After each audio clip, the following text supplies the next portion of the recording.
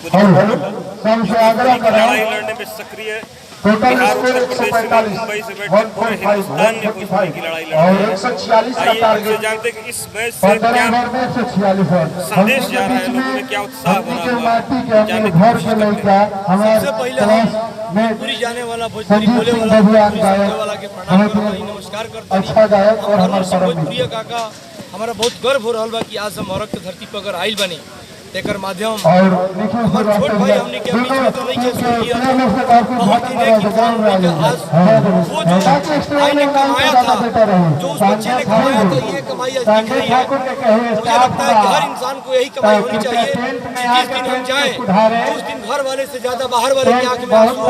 उससे बड़ा धर्म और उससे बड़ा धर्म कुछ नहीं होता है और उससे बड़ी कमाई कुछ नहीं होती है। लोगों के पास अरबों होते हैं, करोड़ों होते हैं संपत्ति, लेकिन वो जानता कुछ भी नहीं है। पहचानता नहीं है। धन की बात नहीं होती है, मन और दिल की बात होती है। और सबसे खुशी की बात है कि नारायण ब्रदर्स बहुत ही धन्यवाद के पात्र मित्र बाली भाई उनका लोग पूरा टीम बहुत धन्यवाद के पात्र बहुत ही कम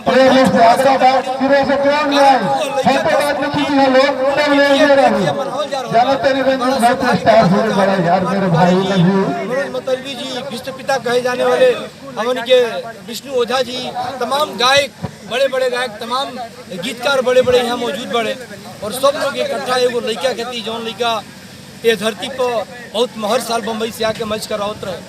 हमारा वो दिन याद बा, आँख से आंसू आ जाला। हम अपना कंधा से वो भाई के शमशान तक हम विदाई के लिए बनी, रूह हमारे देखिए हमारे खड़ा हो गई।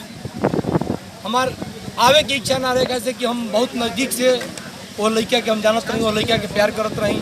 बम्बई में वो लड़का से हमारा लाइक जो भी होत रहे हम समर्पित रहत रही, लेकिन वो लड़का इतना नहीं रहे, इतना प्यारा लड़का रहे कि शायद जी प्यार के जन सैलाब रहा देखत नहीं तो प्यार में ही लोग जुड़ल बा।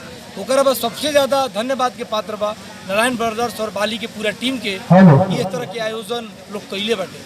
हमने खुशी फैला के बॉम्बे होके चाहे लंदन होके चाहे कहीं भी आज अपना माटी तो बनी है, ऐसे बड़ा सौभाग्य हमने कभी कुछ नहीं। सीधे सीधे भोजपुरी के बहुत बड़ा गीतकार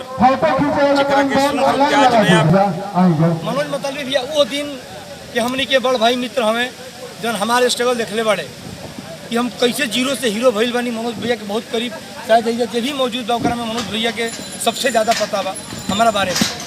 और मनोज भैया कहती है वो चीज़ हम कहब आदमी के अभिमानी होके के चाहिए, हित तो हित होला, दुश्मन के भी ज्ञानी होके के चाहिए, मुँह गोर होके चाहे करिया मुँह पानी होके के चाहिए, मुछ मोट होके चाहे छोट मुछ खानदानी होके के चाहिए। जय हो मतलबी भैया, हर हर महादेव। आप सब मतलबी भैया से सब पूरी टीम आई पहुंची।